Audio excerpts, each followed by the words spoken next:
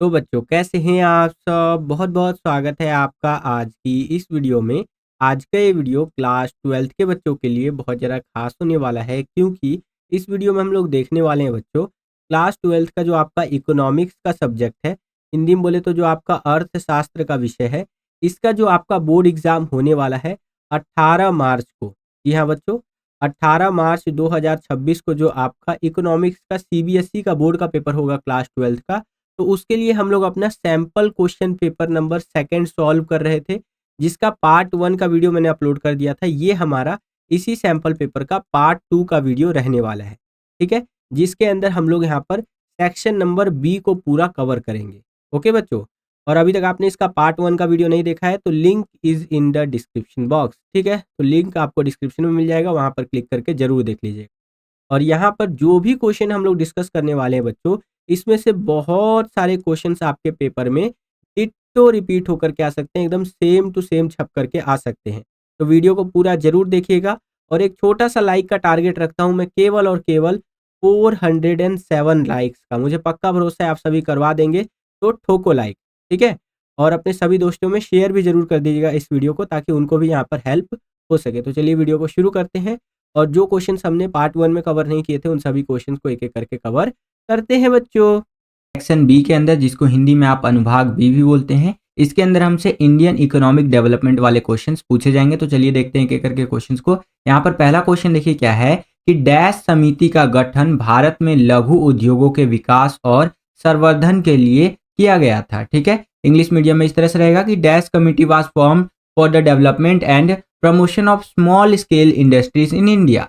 तो आपका जो करवे समिति था बच्चों, इसका जो गठन किया गया था वो इसलिए किया गया था ताकि जो आपका स्मॉल स्केल इंडस्ट्रीज है ना इंडिया के अंदर, उसका डेवलपमेंट हो सके और प्रमोशन हो सके बच्चों। तो ए वाला ऑप्शन आपका करेक्ट आंसर हो जाएगा। सेम यही क्वेश्चन इंग्लिश मीडियम में इस तरह से रहेगा, यहाँ पर आप देख सकते हैं। और करवे समिति आपका यानी कि करवे कमिटी कह लीजिए इंग्लिश में, आपका करेक्ट आंसर हो जाएगा। नेक्स्ट क्वेश्चन यहाँ पर देखिए 19वां क्वेश्चन क्या है कि निम्न में से किस देश में प्रति वर्ग किलोमीटर जनसंख्या का घनत्व सबसे अधिक है।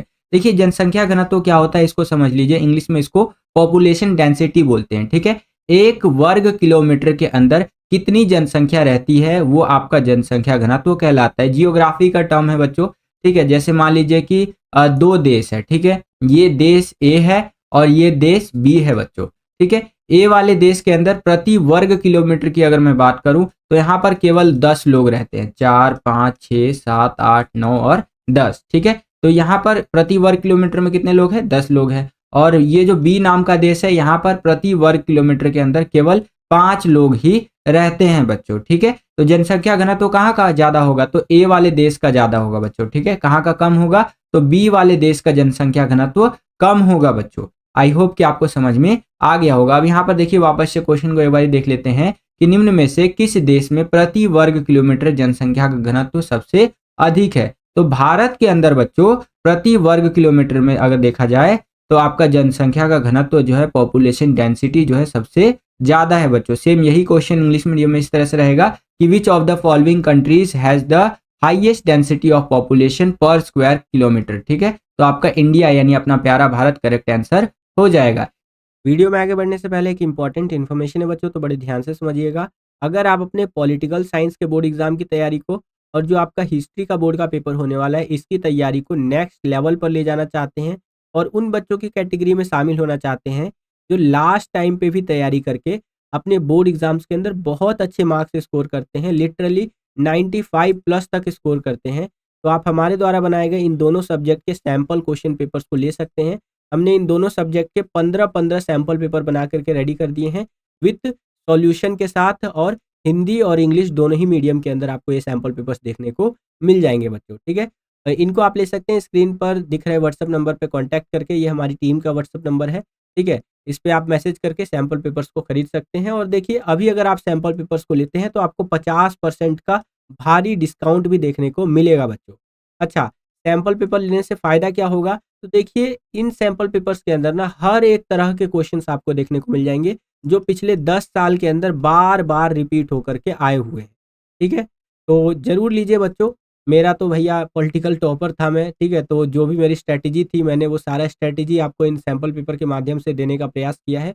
ऑलरेडी हजारों बच्चे सैंपल पेपर्स ले रहे हैं, तो आप भी जरूर लीजिए और अपने बोर्ड की तैयारी को नेक्स्ट लेवल पर लेकर के जाइए बच्चों। ठीक है, चलिए वीडियो में आगे बढ़ते हैं। इसी क्वेश्चन में आपको एक अथवा दे दिया है, एक चॉइस दे दिया है, यानी कि अगर आपको ऊपर वाला क्वेश्चन नहीं आता है तो नीचे वाला जो क्वेश्चन है इसको आप अटेंड कर सकते हैं। इसके अथवा में इसके चॉइस में देखिए क्या क्वेश्चन हमसे पूछा गया है कि स्वतंत्र भारत के पहले औद्योगिक नीति संकल्पना की घोषणा डैश वर्ष में की गई थी। सेम यही क्वेश्चन इंग्लिश मीडियम में इस तरह से रहेगा कि the first industrial policy resolution of independent India was announce in the year. तो यहाँ पर हमारा पहला अगर देखा जाए इंडस्ट्रियल पॉलिसी जो अनाउंस किया गया था एक तरह से उसकी जो घोषणा हुई थी, अनाउंसमेंट हुआ था 1948 के अंदर हुआ था बच्चों। ठीक है, 1948 यानी कि ऑप्शन नंबर बी आपका करेक्ट आंसर हो जाएगा।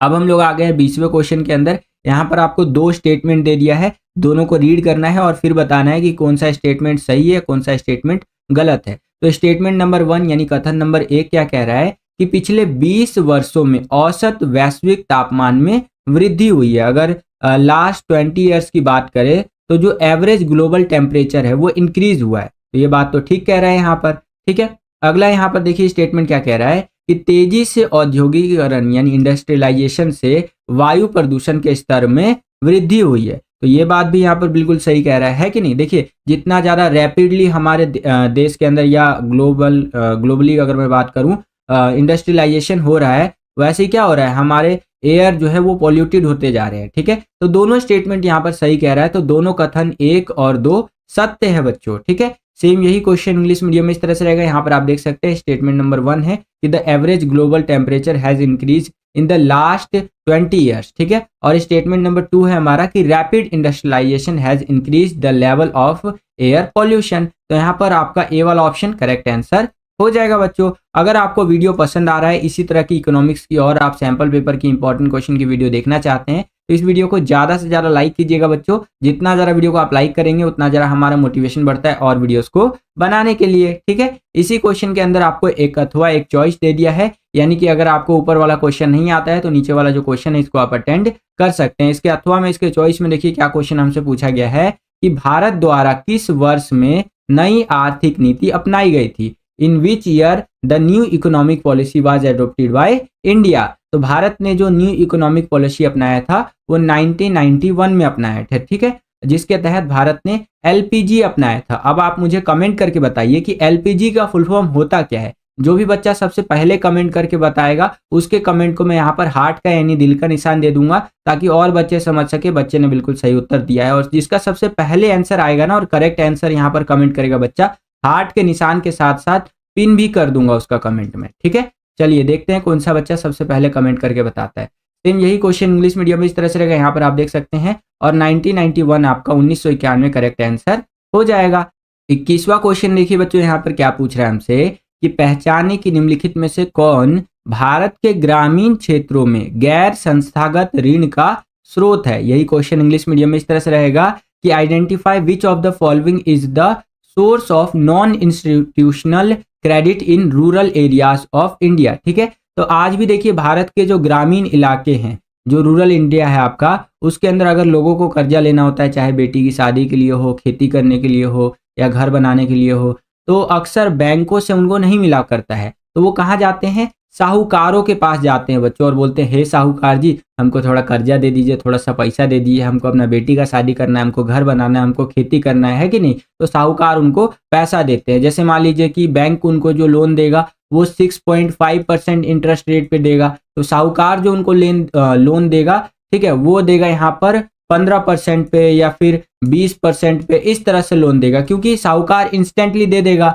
ठीक है, लेकिन लोन जो बैंक वगैरह देते हैं वो थोड़ा सा लेट देते हैं और बहुत सारा उनका प्रोसेस होता है। ठीक है, तो यहाँ पर आपका साहूकार करेक्ट आंसर हो जाएगा। सेम यही क्वेश्चन इंग्लिश मीडियम में इस तरह से रहेगा और मनी लेंडर यहाँ पर करेक्ट आंसर आपका हो जाएगा बच्चों।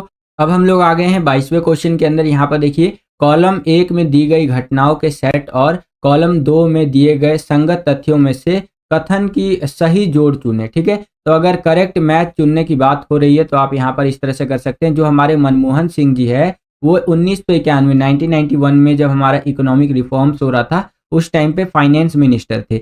आप मुझे कमेंट करके बताइए, देखता हूँ आपका जनरल नॉलेज कितना अच्छा है, कि उस टाइम पे हमारे प्रधानमंत्री कौन थे? ठीक है, फाइनेंस मिनिस्टर तो मनमोहन सिंह जी थे, लेकिन 1991 में जब हमारा इकोनॉमिक रिफॉर्म्स हो रहा था तो उस टाइम पे प्रधानमंत्री कौन थे? देखते हैं कौन से बच्चा यहाँ पर कमेंट करके बताता है। ये दूसरा होमवर्क हो जाएगा एक तरह से आपका, ठीक है। और यहाँ पर अगर करेक्ट आंसर की बात करें ऑप्शंस में से, तो आपका डी वाला जो ऑप्शन है ये करेक्ट आंसर हो जाएगा। सेम यही क्वेश्चन इंग्लिश मीडियम में इस तरह से रहेगा और आपका जो करेक्ट आंसर हो जाएगा वो हो जाएगा ऑप्शन नंबर डी बच्चों, ठीक है। आगे चलते हैं, अगला क्वेश्चन देखिए यहाँ पर 23वां क्वेश्चन कुछ इस तरह से है कि निम्नलिखित कथनों को ध्यानपूर्वक पढ़ करके इस पर विचार कीजिए। तो चलिए भैया यहाँ पर इसको पढ़ भी लेते हैं और विचार भी कर लेते हैं। तो इस तरह से है कि गरीबी व बेरोजगारी उन्मूलन विशेष कार्यक्रम में शामिल है। अगर गरीबी और बेरोजगारी उन्मूलन की बात करें तो इसके अंदर क्या क्या शामिल हो जाता है वो आपको बताना है बच्चों। तो यहाँ पर महात्मा गांधी राष्ट्रीय ग्रामीण रोजगार गारंटी अधिनियम यानी कि मनरेगा इसके अंदर शामिल हो जाता है बच्चों। मनरेगा के अंदर क्या होता है, गांव के अंदर लोगों को रोजगार दिया जाता है। उनको बोला जाता है कि साल में कम से कम हम आपको 100 दिन का तो रोजगार देंगे ही देंगे, एम्प्लॉयमेंट देंगे ही देंगे। अगर हम आपको 100 दिन का रोजगार नहीं दे पाएंगे तो उसके बजाय हम आपको बेरोजगारी भत्ता देंगे। तो ये तो बिल्कुल बात सही कह रहे हैं यहाँ पर। अगला है स्वर्ण जयंती शहरी रोजगार योजना, ये भी बात बिल्कुल सही कह रहा है। इसके अगला है प्रधानमंत्री रोजगार योजना, ये भी ठीक कह रहा है। इसके अगला है स्वर्ण जयंती ग्राम जो है सो कि स्वरोजगार योजना, तो ये भी बिल्कुल सही कह रहे हैं यहाँ पर।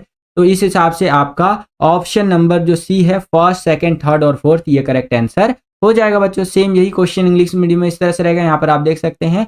और करेक्ट आंसर हो जाएगा आपका ऑप्शन नंबर सी बच्चों। आगे चलते हैं, अब हम लोग आ गए 24वें क्वेश्चन के अंदर। यहाँ पर अभिकथन और कारण दे दिया है और ये पढ़ना है आपको और बताना है कि करेक्ट आंसर क्या होगा। तो चलिए इसको भी देख लेते हैं। यहाँ पर अभिकथन जो है वो कह रहा है कि भारत ने आर्थिक सुधार या नई आर्थिक नीति दबाव में अपनाई थी। बिल्कुल सही बात कर रहा है भैया यहाँ पर, क्योंकि उस टाइम पे हमारा जो आर्थिक स्थिति था एक तरह से कह लीजिए इकोनॉमिकली हम लोग बहुत ज़्यादा पिछड़ चुके थे, एकदम खस्ता हालत थी हमारी 90s के टाइम पे। तो ये बिल्कुल बात सही है। अगला कारण कह रहा है कि वित्तीय संकट का सामना करने के लिए आर्थिक सहायता अर्थव्यवस्था को खोलने की शर्त के साथ आई थी, ठीक है। तो यहाँ पर आपका ए वाला ऑप्शन करेक्ट आंसर हो जाएगा कि दोनों ए तथा कारण आर, ये दोनों जो कथन है ए और कारण आर सत्य है तथा कारण आर जो है बच्चों वो कथन ए की सही व्याख्या करता है, ठीक है बच्चों। सेम यही क्वेश्चन इंग्लिश मीडियम में इस तरह से रहेगा, ये आप अपनी स्क्रीन पर देख सकते हैं। और ए वाला जो ऑप्शन है आपका ये करेक्ट आंसर हो जाएगा बच्चों, ठीक है।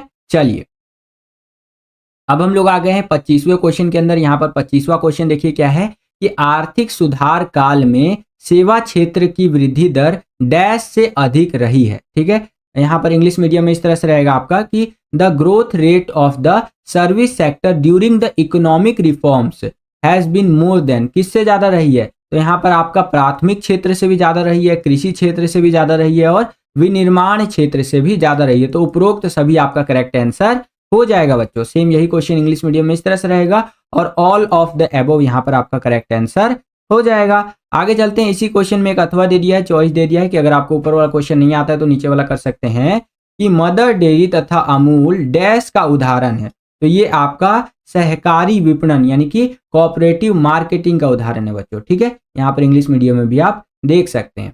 आगे चलते हैं, अब 26वां क्वेश्चन देखिए, यहाँ पर दो स्टेटमेंट दे दिया है। पहला स्टेटमेंट है कि हरित क्रांति ने गरीब व अमीर किसानों के बीच की दूरी को बढ़ा दिया। तो बिल्कुल भाई सही कह रहा है। अगला कथन है कि हरित क्रांति के लाभ मुख्य रूप से गरीब राज्यों द्वारा लिए गए। तो यहाँ पर आपका सी वाला ऑप्शन करेक्ट हो जाएगा कि कथन एक सत्य है तथा कथन दो असत्य है बच्चों, ठीक है। तो चलिए क्योंकि जो आपका ग्रीन रिवोल्यूशन हुआ था उसका प्रॉफिट केवल अमीर लोगों को, अमीर किसानों को ही देखने को मिला था। यही क्वेश्चन इंग्लिश मीडियम में इस तरह से रहेगा और सी वाला ऑप्शन आपका करेक्ट आंसर हो जाएगा। नेक्स्ट क्वेश्चन देखिए, यहाँ पर 27वां क्वेश्चन, यहाँ पर भी अभिकथन और कारण दे दिया है। अभिकथन क्या कह रहा है कि मानव पूंजी निर्माण एक स्थैतिक अवधारणा है, ठीक है जी। और कारण कह रहा है कि मानव पूंजी निर्माण के लिए सतत प्रयास तथा व्यय की आवश्यकता होती है। तो यहाँ पर जो आपका करेक्ट आंसर हो जाएगा वो हो जाएगा ऑप्शन नंबर डी, कथन ए असत्य है तथा कारण आर जो है वो सत्य है बच्चों, ओके। सेम यही क्वेश्चन इंग्लिश मीडियम में इस तरह से रहेगा, ये आप अपनी स्क्रीन पर देख सकते हैं। और ऑप्शन नंबर जो आपका डी है ये करेक्ट आंसर हो जाएगा बच्चों, ठीक है। चलिए अब हम लोग आ गए 28वें क्वेश्चन के अंदर। यहाँ पर 28वां क्वेश्चन देखिए क्या है कि क्या एलपीजी नीतियों ने भारतीय अर्थव्यवस्था पर कुछ अनुकूल प्रभाव दिखाए हैं, चर्चा कीजिए। तो आंसर आप इस प्रकार से लिखेंगे कि हाँ, एलपीजी जो नीतियां रही हैं उन्होंने भारतीय अर्थव्यवस्था पर अनुकूल प्रभाव दिखाए हैं। क्यों? क्योंकि एलपीजी जैसे ही हमने अपनाया, न्यू इकोनॉमिक पॉलिसी हमने जब अपनाया उस टाइम पे, ठीक है, एलपीजी का फुल फॉर्म मैं आपको बता ही देता हूँ। एल का मतलब होता है लिबरलाइजेशन, और पी का मतलब होता है प्राइवेटाइजेशन, और जी का मतलब होता है ग्लोबलाइजेशन। हिंदी में बोलूं तो उदारीकरण, निजीकरण और वैश्वीकरण, ये होता है इसका हिंदी, ठीक है। तो जैसे ही हमने इन चीज़ों को अपनाया यहाँ पर 1991 के अंदर, तो हमें बहुत ज़्यादा बेनिफिट देखने को मिला। क्योंकि देखिए, इससे पहले हमारे देश में ना तो कोई कंपटीशन था, ना बाहर की कंपनियां आ जाती थी ज़्यादातर, मतलब उस टाइम पे लाइसेंस राज चला करता था। तो जैसे ही हमने एलपीजी अपनाया, बहुत ज़्यादा फॉरेन इन्वेस्टमेंट आने लग गया इंडिया में, कई एमएनसी कंपनियां आ गई, तो बहुत लोगों को रोजगार मिला और हमारी देश की इकोनॉमी वापस से पटरी पर आ गई, ठीक है। अब यहाँ पर देखिए आंसर किस तरह से लिखना है कि हाँ, एलपीजी नीतियों जो रही हैं उन्होंने भारतीय अर्थव्यवस्था पर निम्नलिखित अनुकूल प्रभाव दिखाए हैं। जैसे औद्योगिक उत्पादन में वृद्धि देखने को मिला है हमें, जो भी इंडस्ट्रियल यहाँ पर प्रोडक्शन होता है बच्चों, उसके अंदर यहाँ पर हमें इंक्रीज देखने को मिला है। तो ये आप लिख सकते हैं। जो राजकोषीय घाटा होता है वो कम यहाँ पर हमें देखने को मिला है, ठीक है, जिसको आप इंग्लिश में फिजिकल डेफिसिट बोलते हैं, ये रिड्यूस हुआ है। अगला, विदेशी मुद्रा भंडार में वृद्धि हुई है, यानी कि जो आपका फॉरेन रिजर्व होता है वो यहाँ पर इंक्रीज हुआ है। निजी विदेशी निवेश में वृद्धि हुई है, जो आपका प्राइवेट फॉरेन इन्वेस्टमेंट है वो इंक्रीज हुआ है। और बाजार का एकाधिकार से प्रतिस्पर्धा में परिवर्तन देखने को मिला है। पहले क्या था, मार्केट में कंपटीशन था ही नहीं, क्योंकि बाहर के प्लेयर्स आ ही नहीं पा रहे थे, है कि नहीं। एग्जाम्पल के लिए आपके हाथ में जो अभी फ़ोन है, ठीक है, जैसे आप जो फ़ोन चला रहे होंगे वो एमआई का हो सकता है, या फिर सैमसंग का हो सकता है, रियलमी का हो सकता है, ओप्पो का हो सकता है, वीवो का हो सकता है। इस तरह से ये फ़ोन्स आपके हाथ में होंगे, या जो बहुत ज़्यादा अमीर है तो एप्पल का फ़ोन हो सकता है आपके हाथ में, ठीक है। ये सब फ़ोन कहाँ के हैं, ये बाहर की कंपनियां हैं, ठीक है। अगर मान लीजिए कि 1991 में हम लोग यहाँ पर न्यू इकोनॉमिक पॉलिसी को नहीं अपनाते, ग्लोबलाइजेशन को नहीं अपनाते, तो क्या आप लोग चला पाते ये सब फ़ोन? नहीं चला पाते। आज भी आप वही नोकिया 3310 चला रहे होते, या फिर माइक्रोमैक्स का कोई फ़ोन चला रहे होते, है कि नहीं, ठीक है। मैं किसी भी कंपनी की बुराई नहीं कर रहा हूँ, सिर्फ एक एग्जाम्पल दे रहा हूँ। तो जैसे ही हमने 1991 में यहाँ पर न्यू इकोनॉमिक पॉलिसी अपनाया, तो बाहर की कंपनियां आने लग गई। इससे क्या हुआ, कंपटीशन बढ़ गया। पहले कंपनियों का एकाधिकार हुआ करता था, यानी कि पूरा कह लीजिए मोनोपोली हुआ करता था, एक तरह से डोमिनेंस हुआ करता था हमारे देश में, ठीक है। जैसे ही बाहर की कंपनियां आई तो कंपटीशन बढ़ा, और इससे अल्टीमेटली कस्टमर को ही फायदा देखने को मिला, यानी हम सबको ही फायदा देखने को मिला है बच्चों, ठीक है। चलिए, सेम यही क्वेश्चन इंग्लिश मीडियम में इस तरह से रहेगा, ये आप अपनी स्क्रीन पर देख सकते हैं कि have the LPG policies shown some favorable impact on the Indian economy discussed। तो आंसर आपको इस प्रकार से लिखना है बच्चों, ठीक है। चलिए, अब हम लोग आ गए 29वें क्वेश्चन के अंदर। 29वां क्वेश्चन देखिए बच्चों, यहाँ पर क्या पूछ रहा है हमसे कि वैश्वीकरण शब्द की व्याख्या कीजिए। भारतीय अर्थव्यवस्था के वैश्वीकरण के परिणाम स्वरूप बाह्य प्रापण की व्याख्या करें, यानी कि आपको आउटसोर्सिंग के बारे में बताना है, ठीक है। तो यहाँ पर समझिए, वैश्वीकरण यानी इंग्लिश में बोले तो ग्लोबलाइजेशन, और हिंदी में एक और शब्द इस्तेमाल किया जाता है वैश्वीकरण के लिए, वो होता है बच्चों भूमंडलीकरण। तो ये होता क्या है इसके बारे में समझिए। देखिए, वैश्वीकरण का अर्थ है घरेलू अर्थव्यवस्था को शेष विश्व की अर्थव्यवस्थाओं के साथ व्यापार, पूंजी, प्रौद्योगिकी और ज्ञान के मुक्त प्रवाह के माध्यम से अंतर्राष्ट्रीय व्यापार और पूंजी आंदोलन पर बाधाओं को हटा करके एकीकरण करना। देखिए, दुनिया में आज कोई भी ऐसा देश नहीं है जो दूसरे देश के ऊपर डिपेंडेंट नहीं है। अब आप बोलेंगे सर ऐसा कैसे हो सकता है, तो ऐसा ही है भैया। देखिए, ग्लोबलाइजेशन का दौर है, वैश्वीकरण का दौर है। आज के टाइम पे एक छोटा से छोटा देश भी बहुत ज़्यादा इंपॉर्टेंट है। जैसे रशिया और यूक्रेन का युद्ध हुआ था, तो उसमें क्या हुआ था, यहाँ पर ग्लोबली ये देखा गया कि जो आपका वीट है उनका प्राइस रिकॉर्ड तोड़ ऊपर गया। क्योंकि देखिए, वीट वगैरह सब कहाँ से आता है, आपका यूक्रेन वगैरह से, रशिया वगैरह से आता था।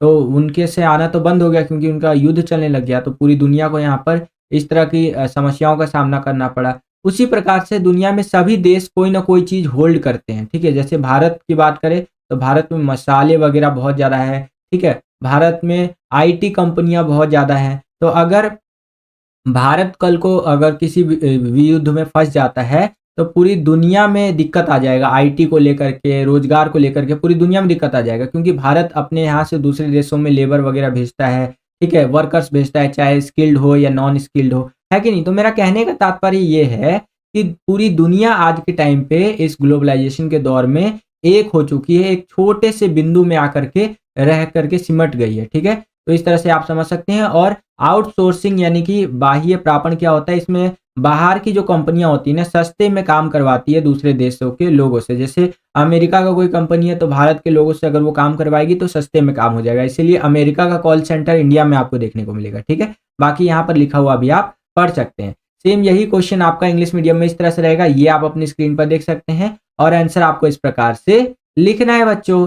ठीक है, चलिए क्वेश्चन के अंदर एक अथवा एक चॉइस यहाँ पर आपको दे दिया है कि अगर आपको ऊपर वाला क्वेश्चन नहीं आता है तो नीचे वाला जो क्वेश्चन है इसको आप अटेंड कर सकते हैं। इसके अथवा में इसके चॉइस में देखिए क्या क्वेश्चन हमसे पूछा गया है कि भारत के अंदर जो ग्रामीण विकास है यानी कि रूरल डेवलपमेंट है, इसकी प्रक्रिया में ग्रामीण बैंकिंग प्रणाली की भूमिका का समालोचनात्मक मूल्यांकन कीजिए। सेम यही क्वेश्चन इंग्लिश मीडियम में इस तरह से रहेगा। यहाँ पर आप देख सकते हैं कि critically evaluate the role of rural banking system in the process of rural development in India. ठीक है, तो आंसर आपको इस प्रकार से लिखना है, बैंकिंग प्रणाली के तेजी से विस्तार का ग्रामीण कृषि और गैर कृषि उत्पादन आय और रोजगार पर सकारात्मक प्रभाव पड़ा है बच्चों। देखिए जैसे जैसे यहाँ पर बैंकिंग सिस्टम हमारा इवॉल्व हुआ है उससे यहाँ पर आप देखेंगे कि गांव के अंदर भी बहुत ज़्यादा बेनिफिट देखने को मिला है। चाहे आप एग्रीकल्चर के सेक्टर में देख लीजिए या नॉर्मल जनता को लेकर के देख लीजिए, तो प्रॉफिट तो हुआ है भैया, पॉजिटिव इम्पैक्ट तो दिखा है हमें। इसके बावजूद ग्रामीण बैंकिंग में निम्नलिखित समस्याओं का सामना करना पड़ रहा है या करना पड़ता है। जैसे देश में ग्रामीण ऋण की मात्रा अभी भी इसकी मांग की तुलना में अपर्याप्त है। आज के टाइम पे देश की अगर बात करें तो किसानों को जितना कर्जा उर्जा चाहिए उतना कर्जा नहीं मिल पाता है, अभी भी उसमें बहुत ज़्यादा कमी है बच्चों। ठीक है, और संस्थागत स्रोत देश के पूरी या पूरे ग्रामीण किसानों को कवर करने में विफल रहे हैं। जितने भी बैंक्स वगैरह है वो देश के हर एक किसान को नहीं कवर कर पाते हैं। ठीक है बच्चों, फिर आगे देखिए बता रखा है कि जरूरतमंद छोटे और सीमांत किसानों की ऋण आवश्यकताओं पर कम ध्यान दिया गया है और कृषि ऋण में अतिदेय की समस्या बनी हुई है। तो इस प्रकार से आप इस क्वेश्चन का आंसर लिख सकते हैं बच्चों। सेम यही क्वेश्चन इंग्लिश मीडियम में इस तरह से रहेगा और आंसर इस प्रकार से लिखते हुए आपको चलना है, ये आप अपनी स्क्रीन पर देख सकते हैं बच्चों। ठीक है, चलिए तीसरा क्वेश्चन देखिए बच्चों, यहाँ पर क्या है कि भारत में कृषि ऋण में चुनौतियों के बारे में संक्षेप में चर्चा कीजिए। भारत के अंदर जो आपका कृषि ऋण होता है इंग्लिश मीडियम में इस तरह से रहेगा, यहाँ पर आप देख सकते हैं कि discuss briefly the challenges in agricultural credit in India. तो देखिए भारत के अंदर जो कृषि ऋण होता है इसके अंदर बहुत सारी समस्या होती है, जैसे ऋण की उपलब्धता हो गई, गरीबी जो गरीब किसान होता है उस पर कम ध्यान दिया जाता है, अपर्याप्त संस्थागत कवरेज है कि नहीं, इस तरह से आप एक्सप्लेन कर सकते हैं बच्चों। सेम यही क्वेश्चन इंग्लिश मीडियम में इस तरह से रहेगा और आंसर आपको इस प्रकार से लिखना है बच्चों।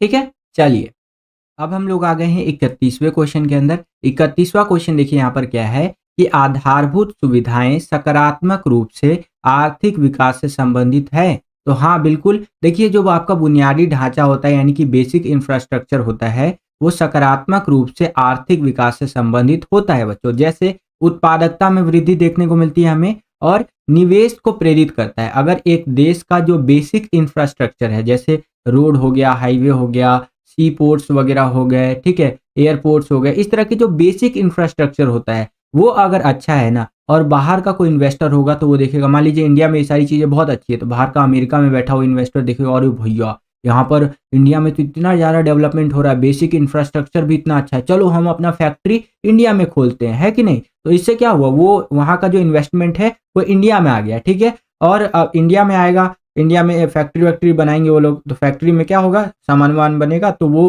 उसका प्रोडक्शन भी ज़्यादा हो सकता है क्योंकि बेसिक इंफ्रास्ट्रक्चर हमारा बहुत अच्छा है। ठीक है, तो इस तरह से आप आंसर लिख सकते हैं।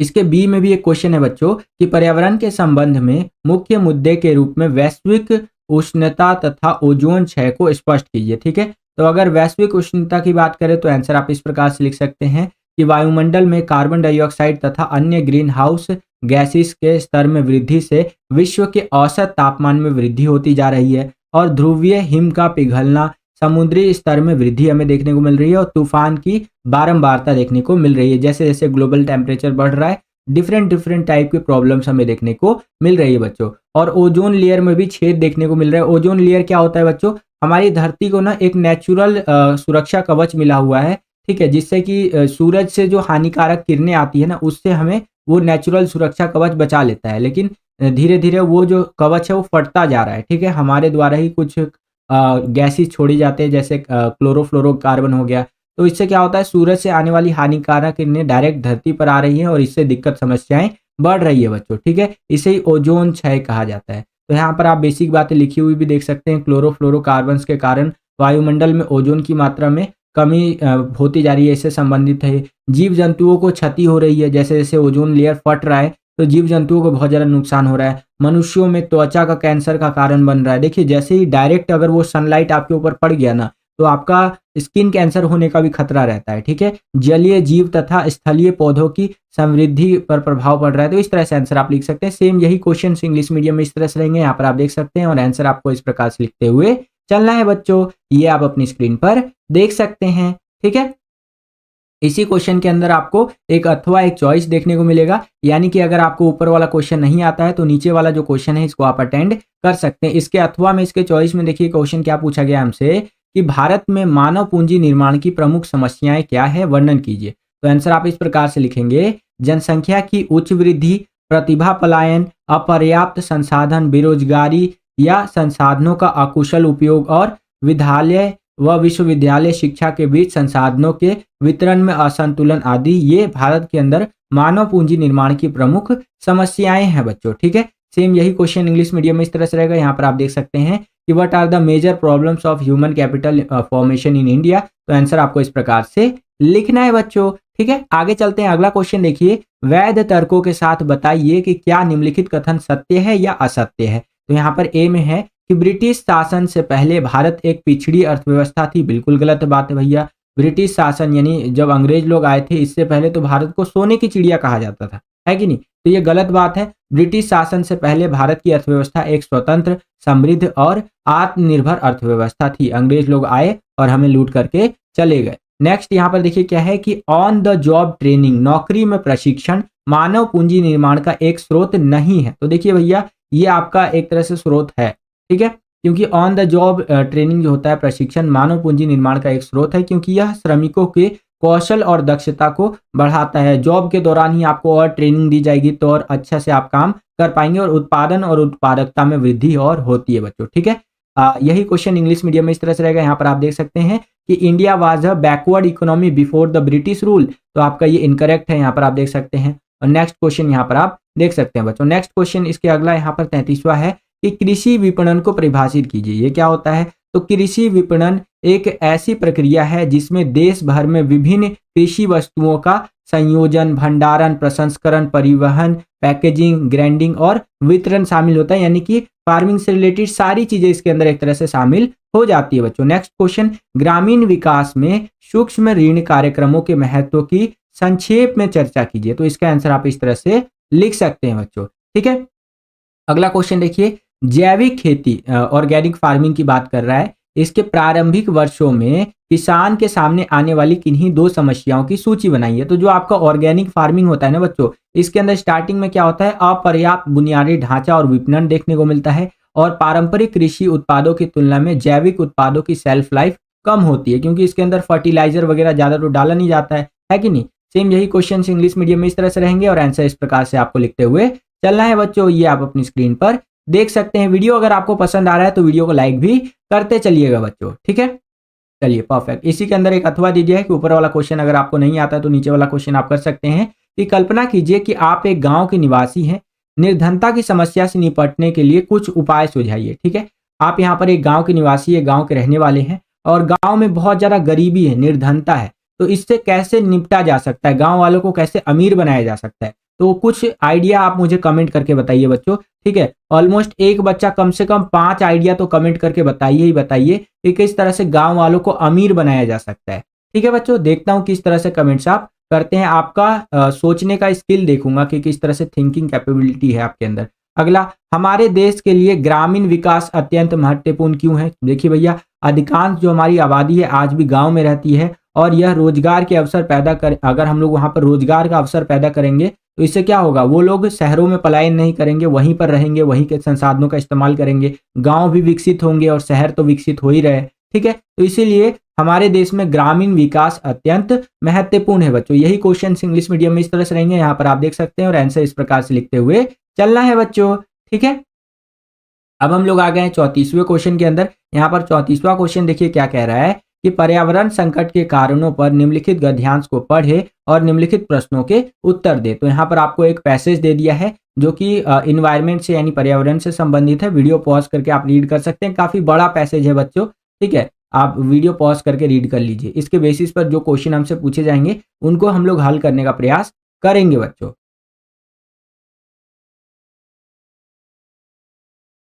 और इसका जो स्रोत है बच्चों वो आपका राष्ट्रीय स्वास्थ्य संस्थान जैसे कि मोगाबे UNFCC जलवायु परिवर्तन पर अंतर सरकारी पैनल, यहाँ से ये लिया गया है, ठीक है। अब देखिए पहला क्वेश्चन क्या पूछ रहा है हमसे इसी पैसेज के बेस पर कि परिच्छेद में यानी स्रोत में वर्णित पर्यावरणीय संकट के प्राथमिक कारणों को स्पष्ट करें। तो आंसर इस तरह से लिखेंगे कि पर्यावरण के जो भी समस्याएं आ रही है, संकट आ रही है, उसका कारण है कि मानव जनसंख्या की तीव्र वृद्धि के कारण व्यापक वनों की कटाई, आवास निवास जो है आपका आवास विनाश, ठीक है, और प्राकृतिक संसाधनों की अत्यंत खपत। तो देखिए आज के टाइम पे क्या है ना, जनसंख्या बहुत तेजी से बढ़ रही है। अब जब जनसंख्या बढ़ेगी तो इससे क्या होगा, हमें और भी ज्यादा संसाधनों की जरूरत पड़ेगी, ठीक है। तो इससे कहीं ना कहीं हम जंगलों को काट रहे हैं और पर्यावरण को नुकसान पहुंचा रहे हैं।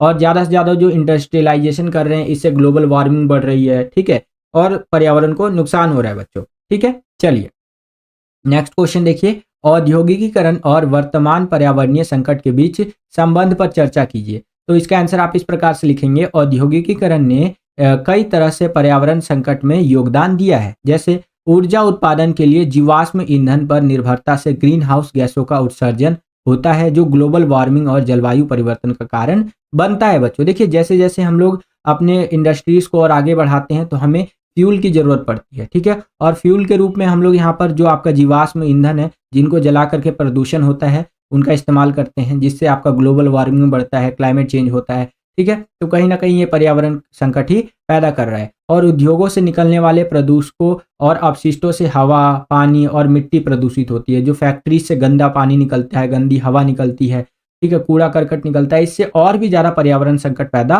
हो जाता है, जिनसे मानव स्वास्थ्य और जैव विविधता को खतरा होता है बच्चों। बायोडायवर्सिटी को भी इससे बहुत ज्यादा खतरा होता है। नेक्स्ट क्वेश्चन देखिए यहाँ पर क्या है कि पर्यावरण पर कृषि और शहरीकरण के प्रभाव की व्याख्या कीजिए। तो आंसर इस तरह से आप लिखेंगे, पर्यावरण पर कृषि और शहरीकरण के प्रभाव में शामिल है वनों और प्राकृतिक आवासों का कृषि भूमि और शहरी क्षेत्रों में रूपांतरण पारिस्थितिक तंत्र को बाधित करता है, जिससे जैव विविधता का नुकसान होता है और पौधों और जानवरों की प्रजातियां विलुप्त हो जाती हैं बच्चों, ठीक है। साथ ही साथ कृषि पद्धतियों जैसे रासायनिक उर्वरकों और कीटनाशकों के अत्यधिक उपयोग के परिणाम स्वरूप मिट्टी का क्षरण हो रहा है। मिट्टी एक तरह से बर्बाद हो रही है, जितना ज्यादा हम फर्टिलाइजर यूज कर रहे हैं, ठीक है, इनसे क्या हो रहा है, एक तरह से मिट्टी बर्बाद हो रही है, जल प्रदूषित हो रहा है और जो जैव विविधता है आपका बायोडायवर्सिटी है उसका और अधिक नुकसान होता है बच्चों। तो इस तरह से आंसर आप लिख सकते हैं। यही क्वेश्चंस आपके इंग्लिश मीडियम में इस तरह से रहेंगे। यहाँ पर आप देख सकते हैं ये पैसेज आपका दिया गया है और इस तरह से ये पैसेज है कि read the following passage on the causes of the environmental crisis and answer the questions that follow. तो यहाँ पर आपका ये पैसेज दिया गया है, वीडियो पॉज करके पूरा का पूरा आप रीड कर सकते हैं। बहुत लंबा पैसेज है बच्चों, ठीक है, और पेपर में भी इसी तरह से पैसेज आपका आएगा बच्चों। और इसका सोर्स आप यहाँ पर देख सकते हैं, यहाँ से लिया गया है national institutes of health Mongabay and UNFCCC से लिया गया है, ठीक है। यहाँ पर पहला क्वेश्चन इस तरह से है और आंसर इस प्रकार से आपको लिखते हुए चलना है। सेकंड क्वेश्चन देखिए बच्चों इस तरह से है हमारा और आंसर इस प्रकार से आपको लिखते हुए चलना है।